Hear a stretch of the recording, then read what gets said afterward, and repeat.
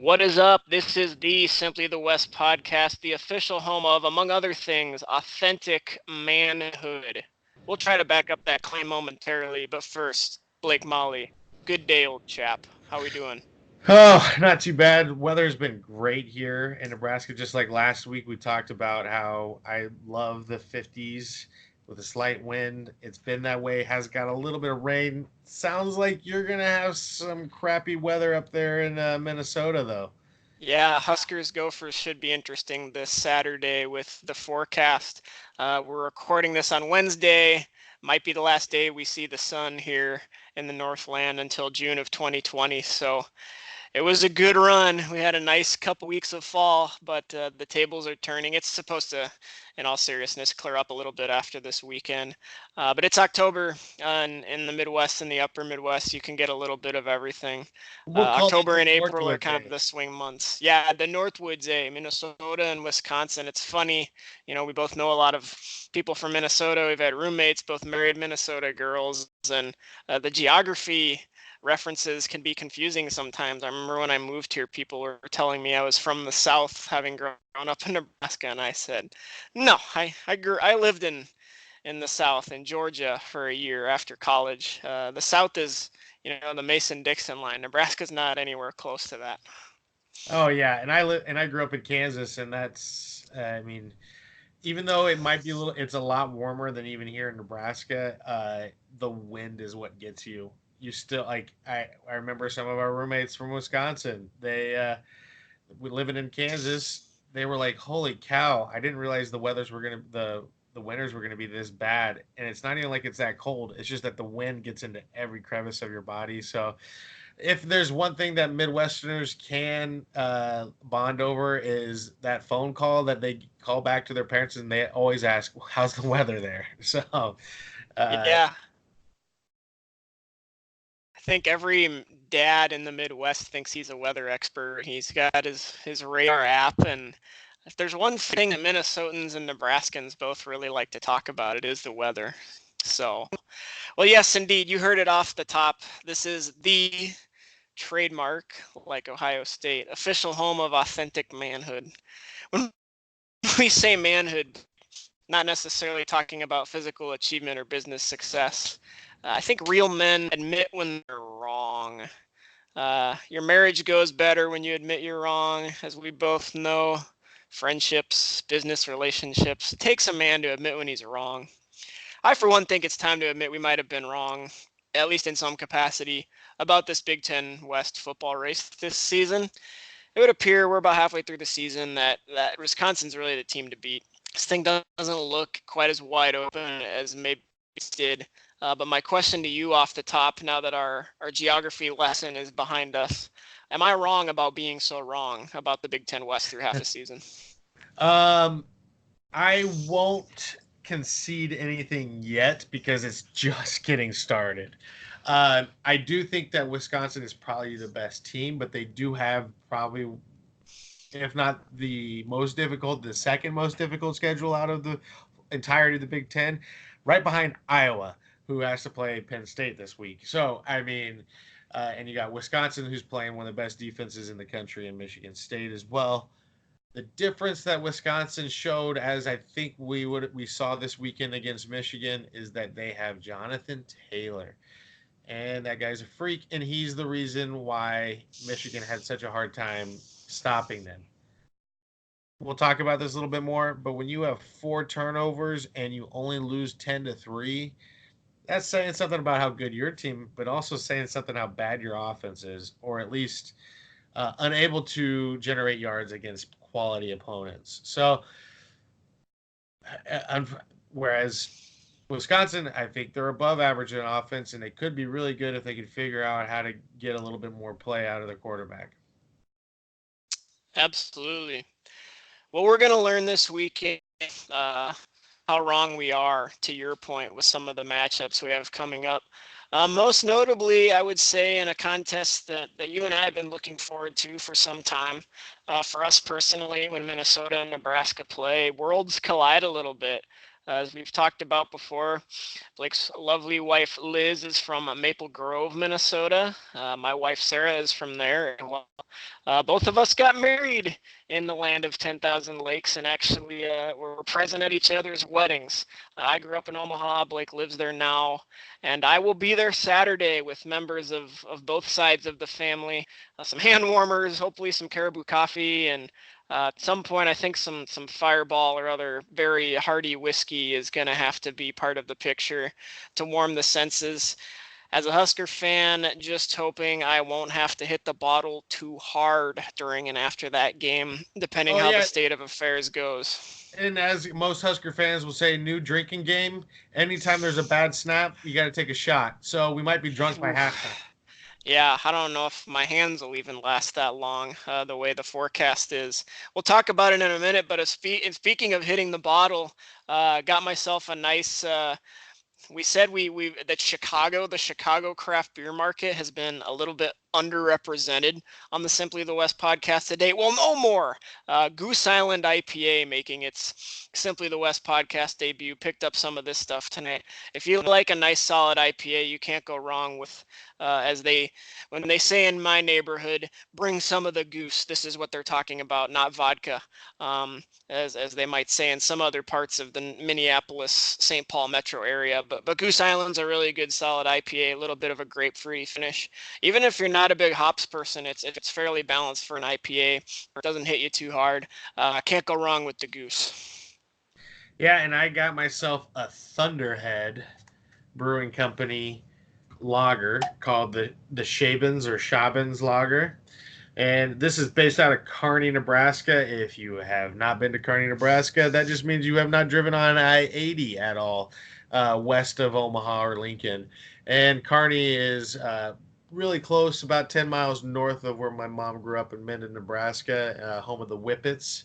And I would say that this is probably a really good in between your um, Bud Light, Coors Light, and a nice hearty lager. And I like that because sometimes it gets too crafty for me on the lager side if you go through some craft beers, but not too light. It's not too light like a Bud Light or a Coors Light or anything like that.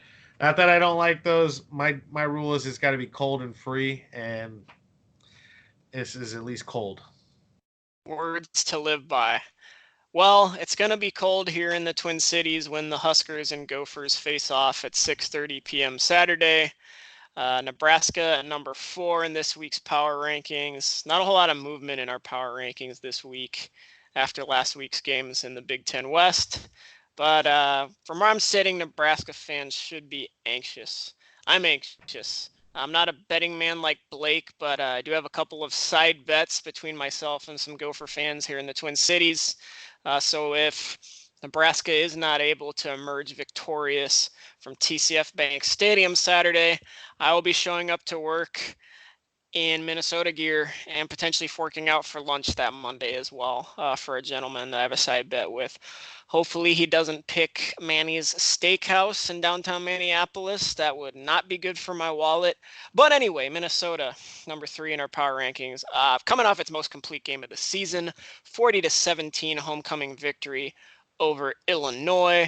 Blake, how do you see this one shaking out in the cold and the wind and the potential wintry mix here in the Twin I think my Cities? analysis has been spot on for most of the year. It's just my betting. If you were to go opposite of what I picked, you probably win a lot more money. Good thing I'm not putting too much down, otherwise my wife would kill me.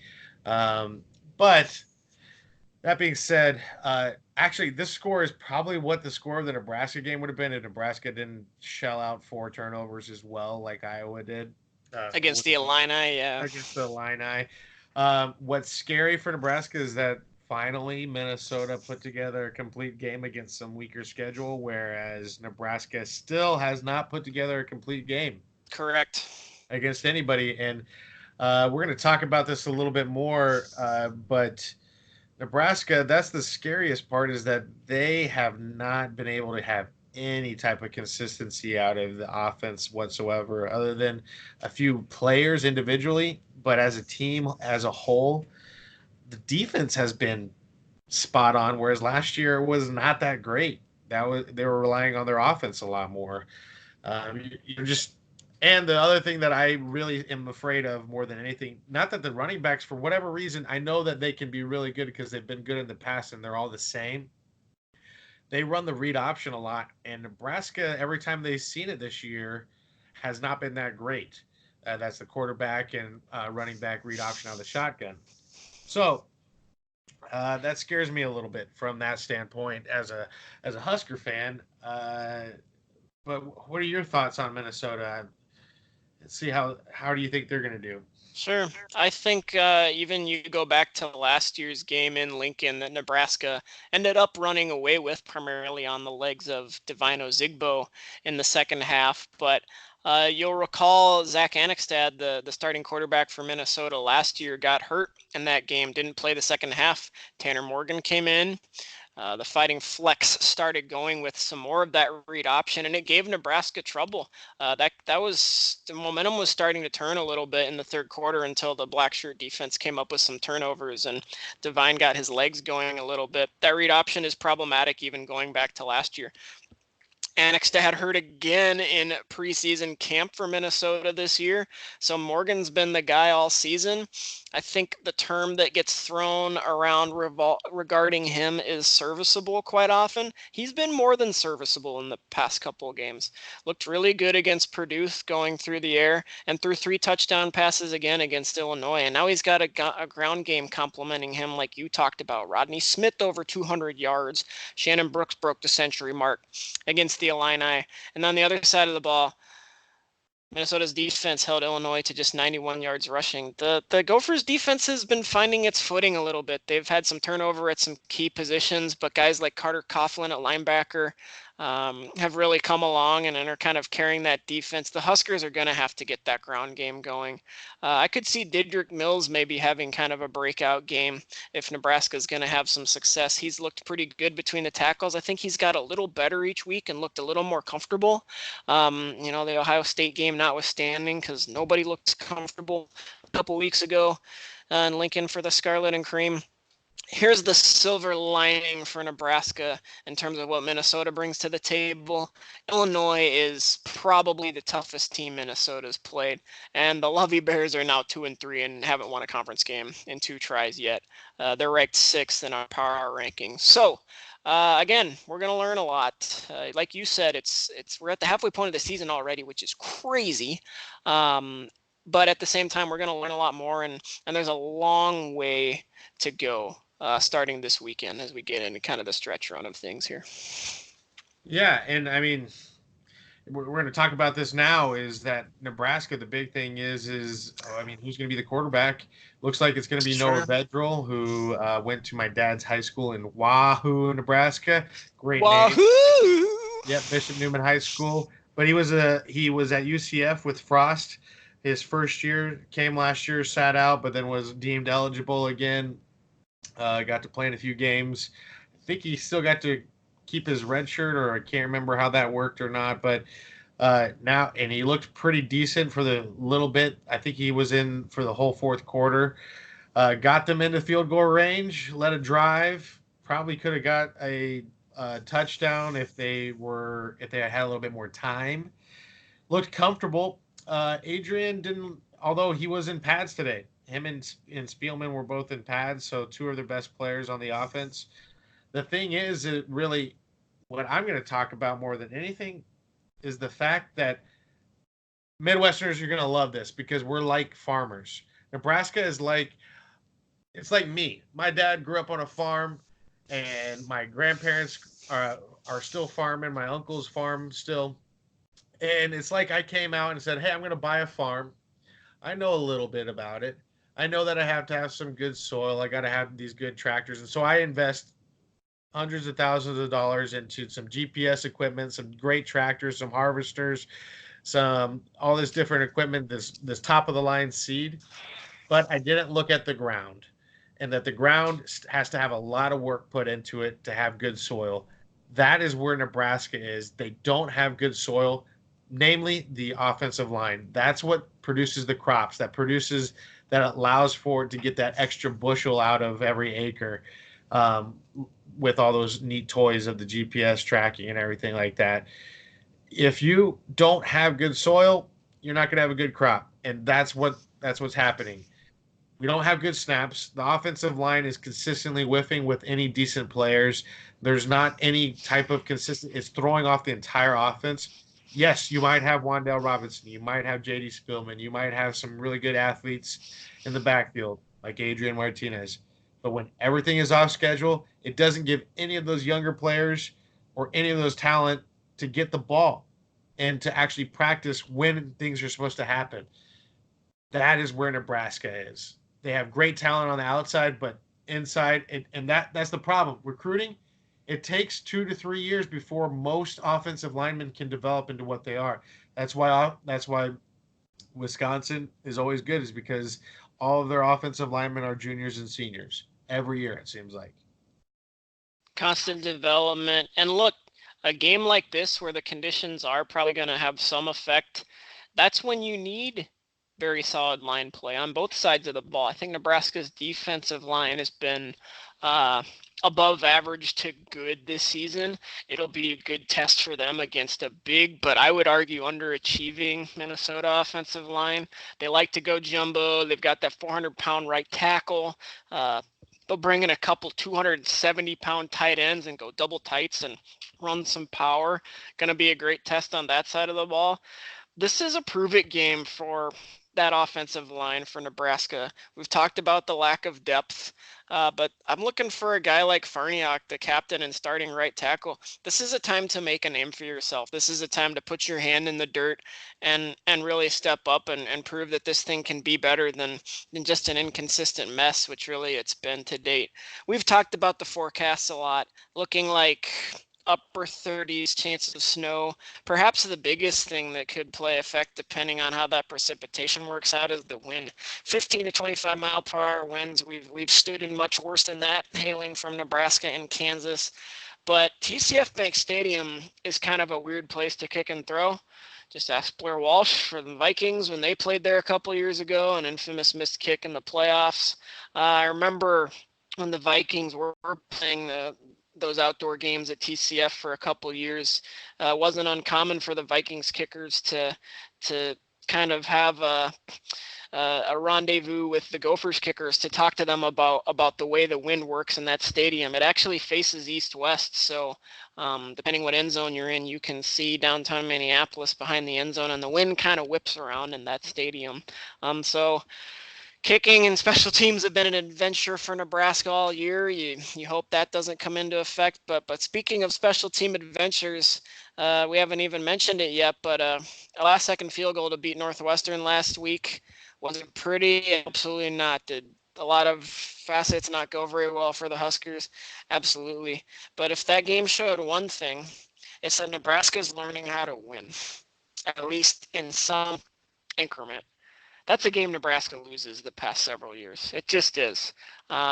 Maybe they're getting over some sort of hump there. They've found ways to lose. They found a way to win, even if it was a third-string kicker named Lane McCallum, who came to Nebraska because he didn't want to kick, barely eking a game-winning field goal over the outstretched hand of Northwestern's players trying to block it. So that's a good sign. Whoever wins this game, we've talked about it being big in terms of the Big Ten West race. Whoever wins is going to be right there with Iowa and Wisconsin in terms of the standings. I just think the Badgers are way better than any of these teams. We'll see what happens. 6:30 p.m. Central on FS1. And like I said, bring your hand warmers, get out the Caribou coffee and hot chocolate and beverage of choices if you are venturing to the Twin Cities, downtown Minneapolis, as either a Gopher fan or a Husker fan. We did mention Illinois. Meanwhile, the Illini host number 16 Michigan at 11 a.m. on ABC. That is going to be a tough one for Lovey's group. But you mentioned it, Blake. Speaking of Michigan, what a slobber knocker this past Saturday between the Wolverines and Hawkeyes. Iowa number 2 in our power rankings this week.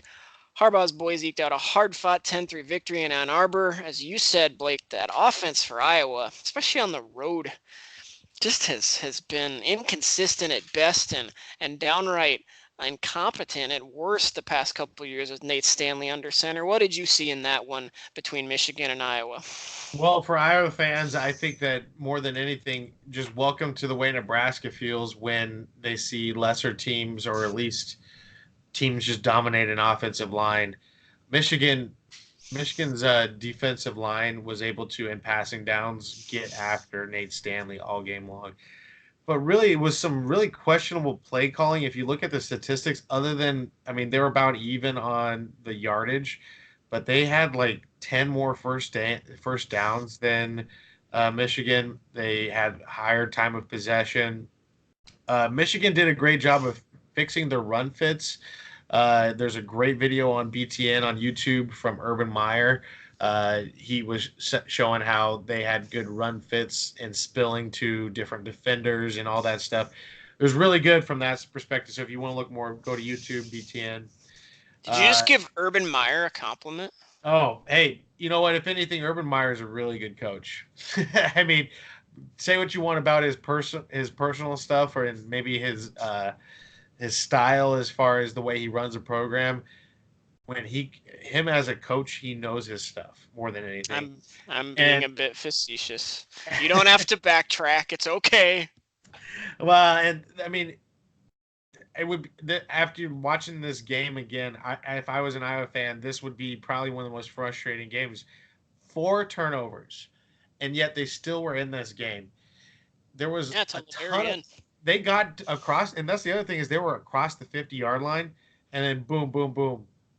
Penalty, penalty, penalty. There was one time where they were like on the 35, 38-yard line, and there was a 10-yard holding, then a false start, then a 10-yard holding, and then another false start. Like 3 penalties in a row, and they're already back on the other side of the 50.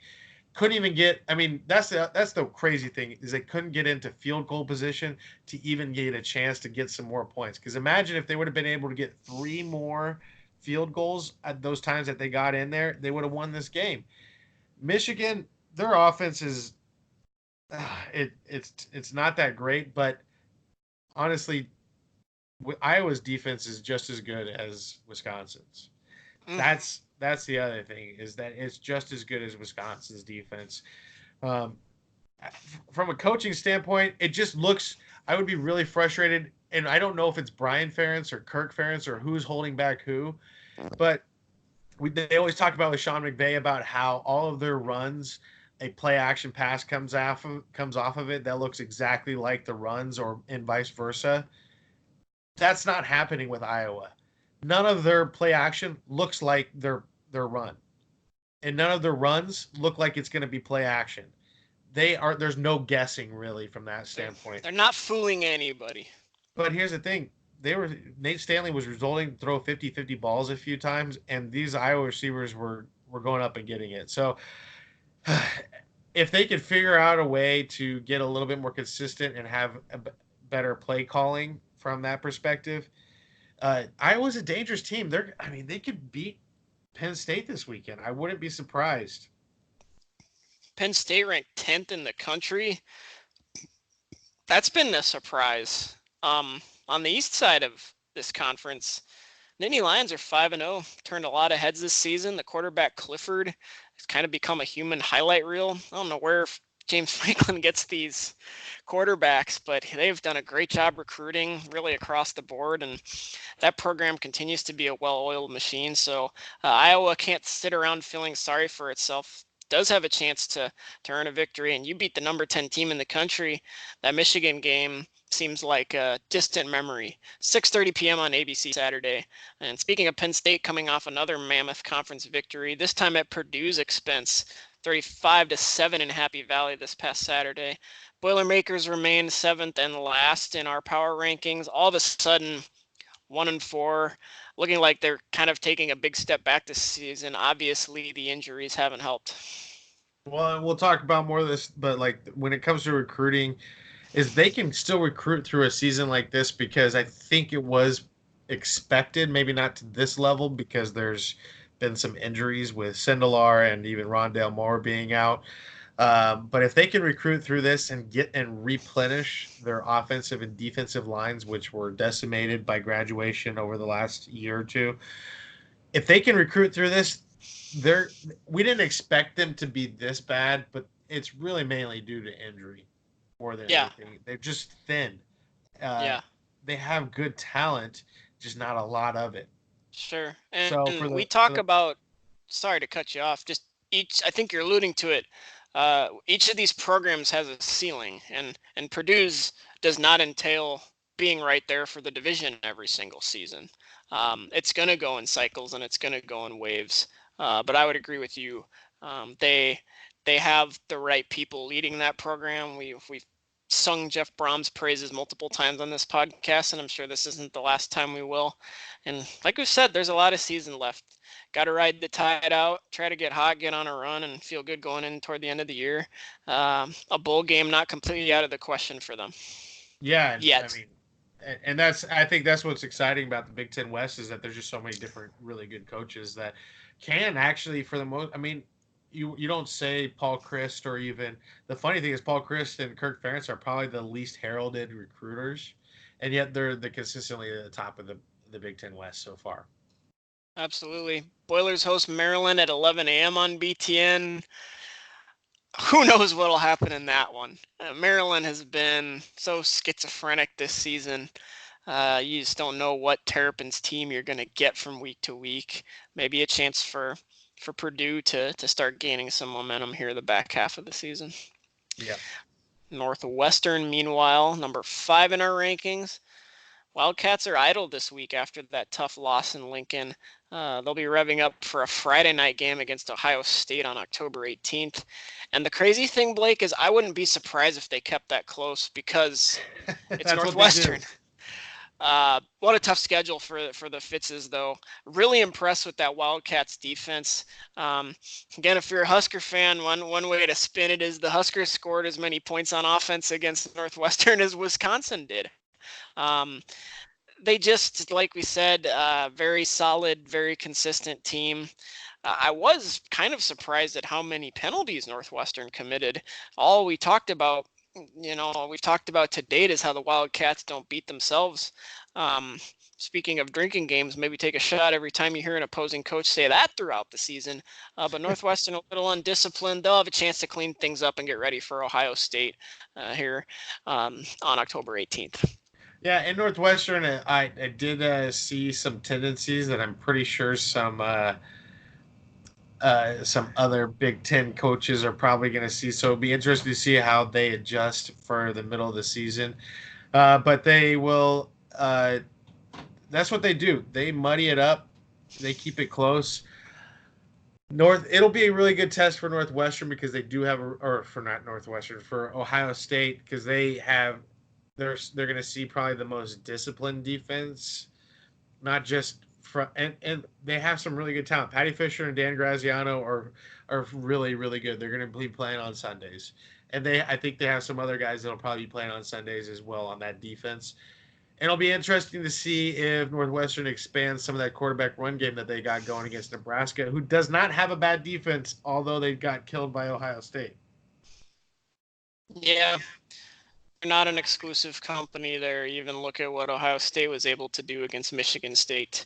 The more I see of the Buckeyes, the more I think it's evident they're just on a different level. If there's a more talented team top to bottom in the country, I'd like They to see can't it. be I looking think they're ahead right until there 2 with weeks from Alabama. now. It's true. We will be, though. Then there's Wisconsin, number 1 in our rankings. Took care of business against Kent State, 48 zilch.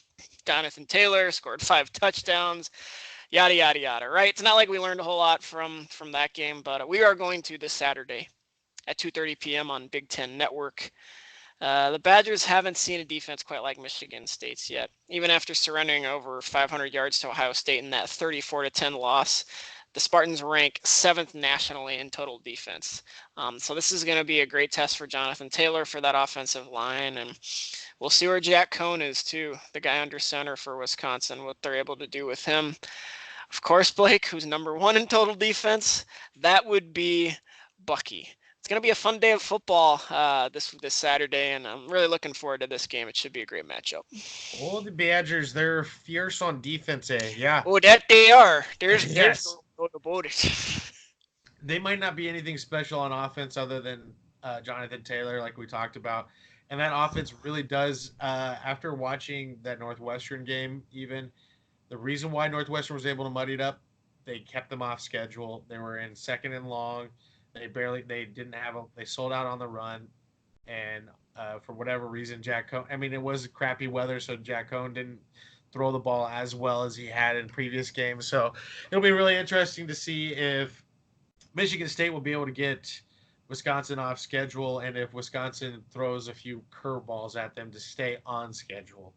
Uh, that's what happened to Iowa essentially is that they did not stick to their guns and were off schedule. We're playing behind the sticks most of the game, and we're having to drop back and throw. And when you give elite pass rushers the opportunity just to pin their ears back and go, they 9 times out of 10, 8 times out of 10 beat good, even great offensive linemen.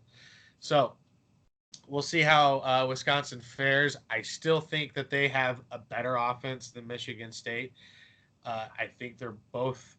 I think Bucky has the most skilled all-around defense from a front seven perspective, but their defensive backs are really good too. So it'll be a good test to see if they can stop a team from keeping them off schedule.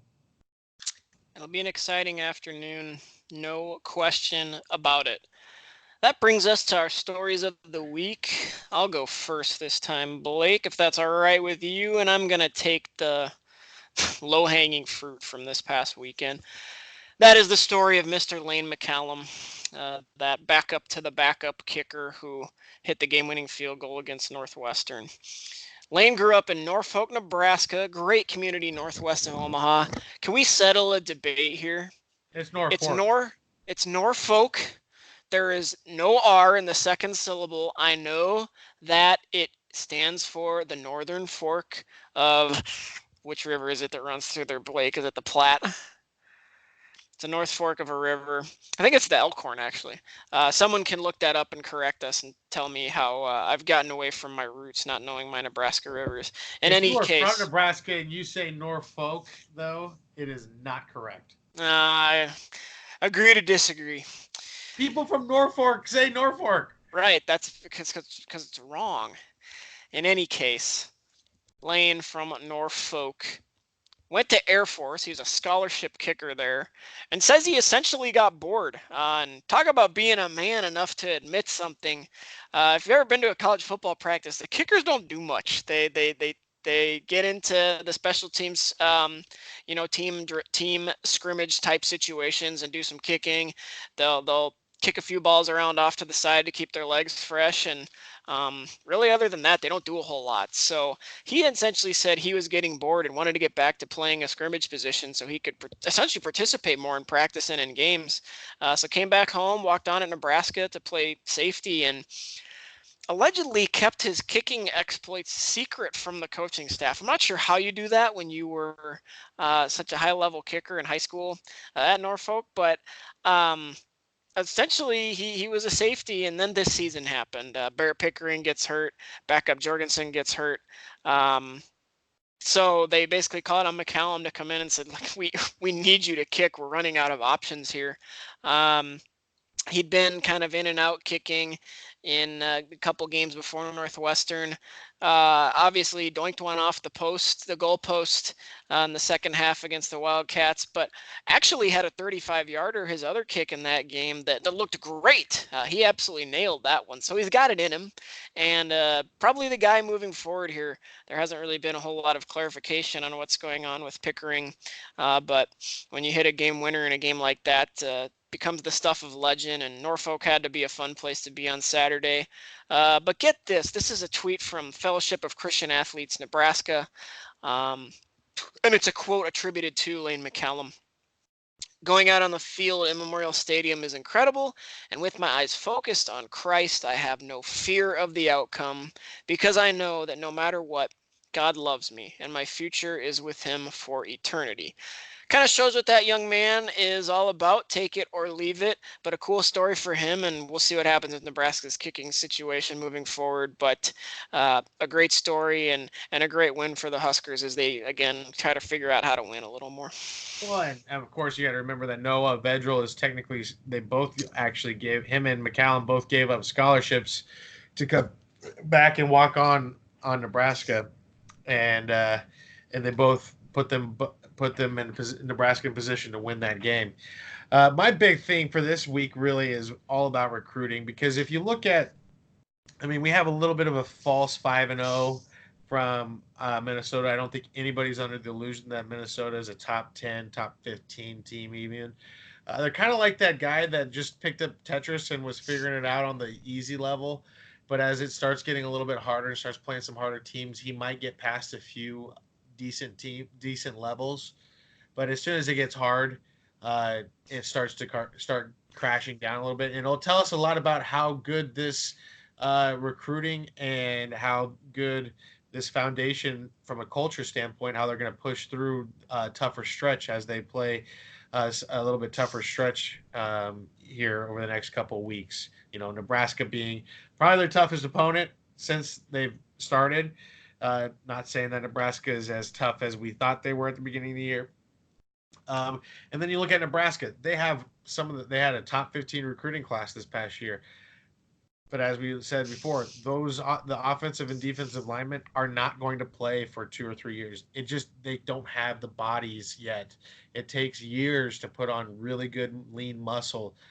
Wisconsin, they've had this program for years. They kept it even going under Anderson, and Paul Chryst has continued that recruiting style.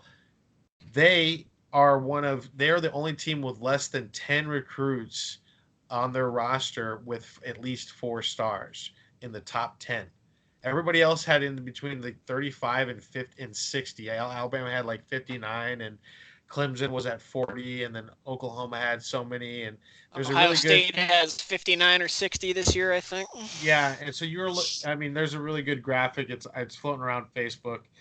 Check that out. It's really interesting because recruiting does not tell the whole story. It's all about identifying players that are right for your program, but also identifying players that are going to be able to fit and play. How many guys on Wisconsin? I think Jonathan Taylor was one of the only true freshmen to actually play on their team. The guy's a freak. That's the reason why he's playing. There's really if you're playing too many true freshmen, that means there's not a lot of talent in your program. Rondell Moore, freak. That's why he was playing. Adrian Martinez last year. Adrian Martinez last year. Even some guys up in Minnesota and Northwestern. Even if you have a lot of true freshmen playing, it's not really a good thing.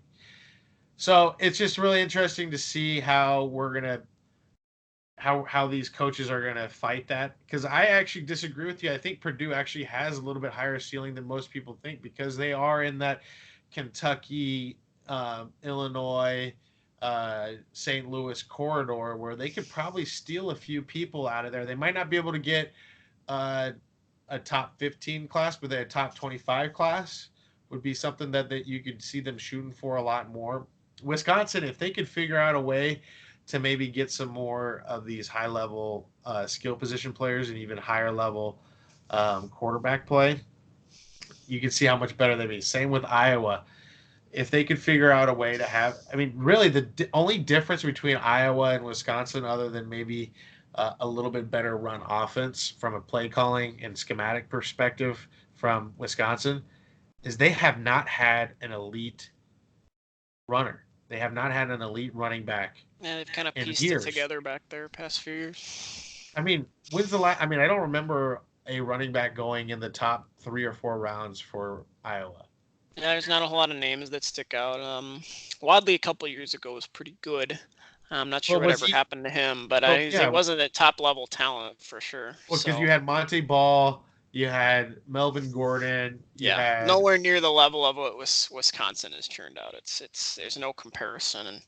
And look, each of these teams kind of has a different formula for success. You've got to get dudes and you've got to develop dudes. And some schools are set up like Ohio State to get a lot of dudes. And Some schools like Nebraska and Wisconsin have to do a lot more with player development. Like you said, your analogy was perfect. Tilling the soil. Tilling the soil doesn't take a week. It takes years to get good soil perfected. It takes years of crop rotating to really maximize the yield across the entire scope of your farm. It's just a perfect analogy. And each team has a different formula, and the teams that you see in the college football playoff every year, they've perfected both. They're recruiting those players and they're developing them, especially on the line of scrimmage.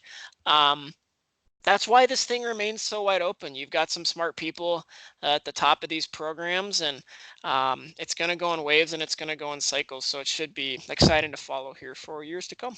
Well, and Big Ten West fans, other than maybe your Illinois, Purdue, just because Purdue's so hurt, um, and even Northwestern for that matter. Northwestern, if anybody can make a surprise run, is them, just because they've kind of had the track record of winning ugly for so long. But they already, I think they're 0-2 in the Big Ten. Is that right, or 0-3? 0-2. So yeah, they've lost to Michigan State and Nebraska, but I mean, they're still. And Wisconsin. I'm sorry, they're 0-3. Oh yeah, so they're 0-3. So they're probably out of it at this point. Long shots to get to the Big Ten West Championship, but everybody else, if you lose this week, it's not over. Yep. I mean, you just don't lose hope yet, but at the same time, you're just gonna have to start seeing, hey, is this coach doing what we think the formula is? Is he getting that? Because say what you want about Nick Saban, what's really impressive about him is that he's got 59 guys or whatever he has in terms of 4 and 5-star recruits, and they stay. You rarely hear about people transferring out of that program, these big name recruits, and they stay because they want to be there and they want to get better within his program. Same thing with some of these other coaches. Ohio State, yes, same thing. They have some transfers, but everybody wants to stay there. For whatever when reason, you're whatever sending they're 10 doing, guys to the league every year, that doesn't hurt. That's where the development piece of it comes in, though. Yeah, but I mean, I was finding this out. I know Wisconsin knows this as well. Minnesota's trying to make sure that they're to that point. You have to win on the offensive and defensive lines. Nebraska, because they don't have an offensive line, doesn't have time. And they have a decent defensive line now, not as good as Ohio State, but their defense is gonna give them more chances than they have in the years past because they have a defensive line. When they didn't have a defensive line, it was ugly from that perspective. So hopefully we see it. I just want to see the Big Ten West be the talk like the East is for at least 1 year. I want to see the Big Ten West dominate Ohio State, dominate Michigan State, Penn State. I want to see them, or at least everybody talking about how good they are, because I think that we have some of the best coaches in the country. Yeah, and I think time will tell. I guess that's just the point I was trying to make off the top, is at least this season, as of this moment in time, on a smaller scale, some of these teams might not quite be there yet, like, potentially we thought they were. We are about out of time. Before we take off, just a brief announcement. We have added a couple platforms that you can listen to the Simply the West podcast on. We're now on Anchor, as well as Spotify and Google Podcasts. So be sure to hit us up on those fine platforms. You can also follow along on Facebook. That's where you'll see Blake post his weekly picks. You're going to do better this week. I have faith in you. I think you can get back on the horse here a little bit, even though there's going to be some tough games to pick, and there's some tough spreads and some tough lines put out by Vegas this week. I know this might be my first week that I'm going to pick against Nebraska because they've been failing me. You can't. You gotta lead with your head, not your heart. Also on Twitter, YouTube, and SoundCloud, and then obviously our website, simplythewest.wixsite.com/simplythewest. Stay warm this weekend, Blake. Watch out for that cold front. We'll catch up with you next week. Hey, see you later.